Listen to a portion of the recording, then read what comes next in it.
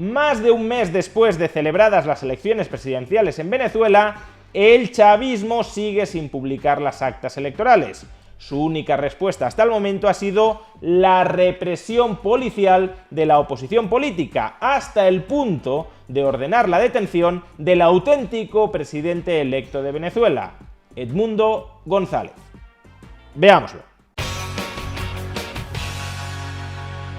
Las dictaduras, y Venezuela es una dictadura, a pesar de que algunos políticos españoles nos hayan intentado convencer de lo contrario durante demasiado tiempo, las dictaduras, si organizan un simulacro electoral, tienden a cometer fraude electoral, porque el propósito de haber organizado ese simulacro electoral no era el de posibilitar la alternancia pacífica en el poder, sino al contrario. El objetivo es el de consolidar el poder de la oligarquía gobernante, dándole propagandísticamente un barniz de apariencia democrática. En Venezuela, la oligarquía chavista gobernante no quería abandonar el poder, y por eso la pantomima de elecciones presidenciales celebradas a finales de julio no tenía como propósito posibilitar que la oposición reemplazara en las instituciones gubernamentales al chavismo.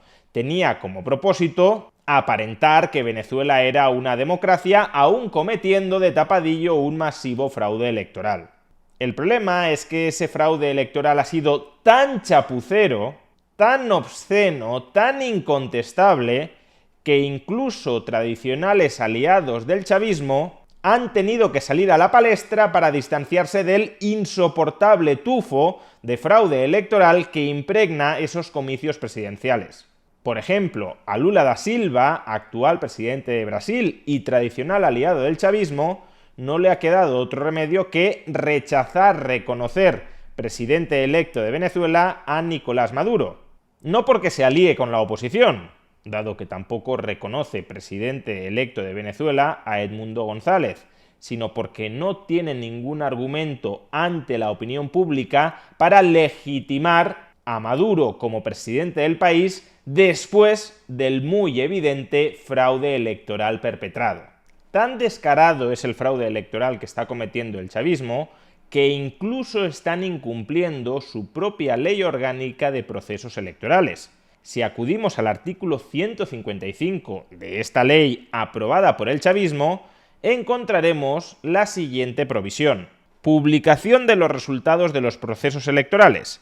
El Consejo Nacional Electoral ordenará la publicación de los resultados de los procesos electorales en la Gaceta Electoral de la República Bolivariana de Venezuela dentro de los 30 días siguientes a la proclamación de los candidatos electos y las candidatas electas. Las elecciones presidenciales de Venezuela se celebraron el pasado 28 de julio y ese mismo día por la noche, o si quisiéramos al día siguiente por la mañana, 29 de julio, el Consejo Nacional Electoral proclamó a Nicolás Maduro presidente electo de Venezuela.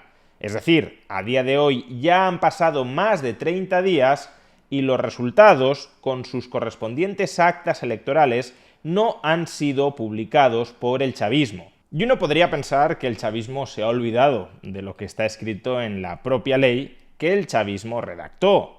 Pero no.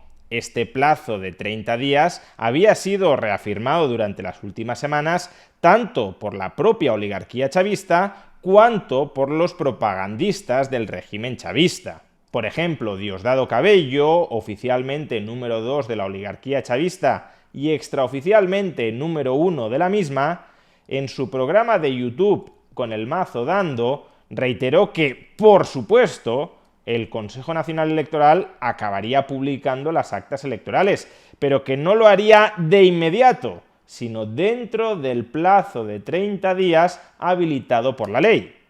Escuchémoslo. Maduro acaba de decir que también las tiene. ¿Por qué el CNE no las publica? El CNE no tiene porque está apurado, ni está cumpliendo las órdenes de Rabeldi ni de nadie. Hay unos laxos. El pueblo de Venezuela ya debería tener claro que son 30 días que tiene.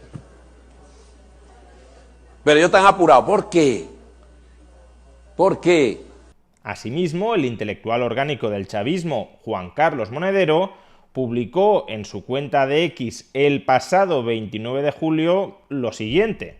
El Consejo Nacional Electoral va a publicar en breve los resultados, mesa a mesa, de las elecciones en Venezuela.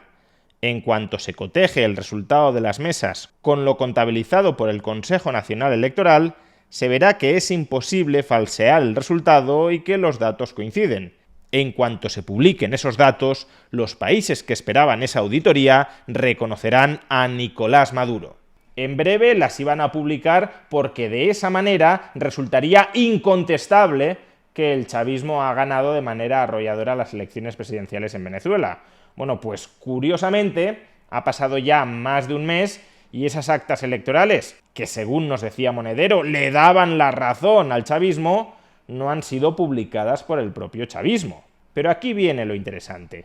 En un artículo de prensa que escribió días después Juan Carlos Monedero para el diario español Público, artículo titulado 14 apuntes sobre lo que pasa en Venezuela, el propio Juan Carlos Monedero nos decía lo siguiente. Apunte séptimo. El artículo 155 de la Ley de Procesos Electorales da un máximo de 30 días al Consejo Nacional Electoral para que haga públicos los resultados de todas las mesas. Siempre lo han hecho y aunque han tenido retrasos por el hackeo, lo harán. Lo manda la ley. Es deseable que lo hagan pronto. Esto se escribió el pasado 4 de agosto.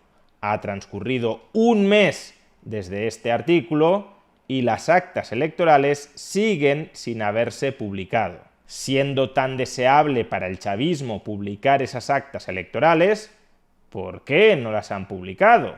Y desde luego apelar al hackeo es un pésimo y tramposísimo argumento. Un hackeo informático podría haber impedido al chavismo acceder a los datos electorales. Es decir, podría haberle impedido al Consejo Nacional Electoral determinar cuántos votos ha obtenido cada candidato en las elecciones. Pero si ellos mismos, si el Consejo Nacional Electoral nos dicen que saben perfectamente cuántos votos ha obtenido Nicolás Maduro y cuántos votos ha obtenido Edmundo González, ¿será que el hackeo no les ha impedido acceder a las actas electorales a partir de las cuales han contabilizado los votos y han proclamado ganador a Nicolás Maduro? Y si tienen las actas electorales para decirnos cuántos votos ha obtenido cada candidato, ¿por qué no publican esas actas electorales? Pues por lo que venimos explicando desde hace más de un mes, porque ese simulacro de elecciones presidenciales fue un masivo fraude electoral. Y como no les resulta sencillo falsificar las actas electorales, porque resultaría fácilmente detectable que han sido falsificadas, pues han recurrido exactamente a la estrategia que hace varias semanas ya describimos que iban a utilizar para justamente no publicar las actas electorales tal como mandata la ley. En particular, el chavismo le encargó al Tribunal Supremo de Justicia de Venezuela, controlado por el propio chavismo, que realizara una auditoría entre bambalinas, es decir, no una auditoría pública donde todo el mundo pudiese leer y fiscalizar las actas electorales, sino una auditoría sin luces ni taquígrafos sobre las actas electorales presuntamente presentadas por el chavismo.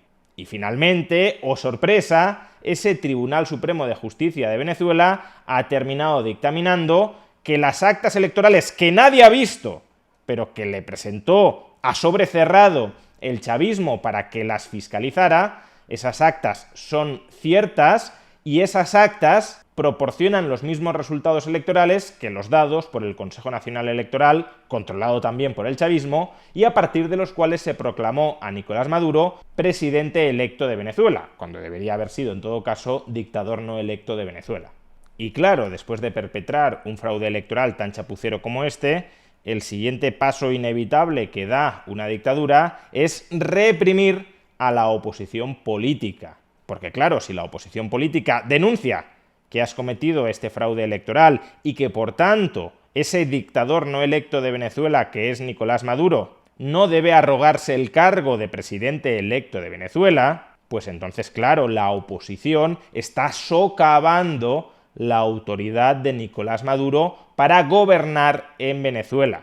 Y si alguien socava gravemente la autoridad del dictador, obviamente el dictador se resistirá como gato panza arriba, reprimiendo a aquellos que la socavan. Y eso es justamente lo que está sucediendo en Venezuela. Después de haber reprimido a millares de opositores protestando por el fraude electoral, ayer el régimen chavista dio un paso más. Ayer el régimen chavista ordenó la detención del candidato opositor y realmente presidente electo de Venezuela, Edmundo González. Se solicita orden de aprehensión en contra del ciudadano Edmundo González Urrutia por la presunta comisión de los delitos de usurpación de funciones, forjamiento de documento público, instigación a la desobediencia de leyes, conspiración, sabotaje a daños de sistemas, asociación, cometido en perjuicio del Estado venezolano.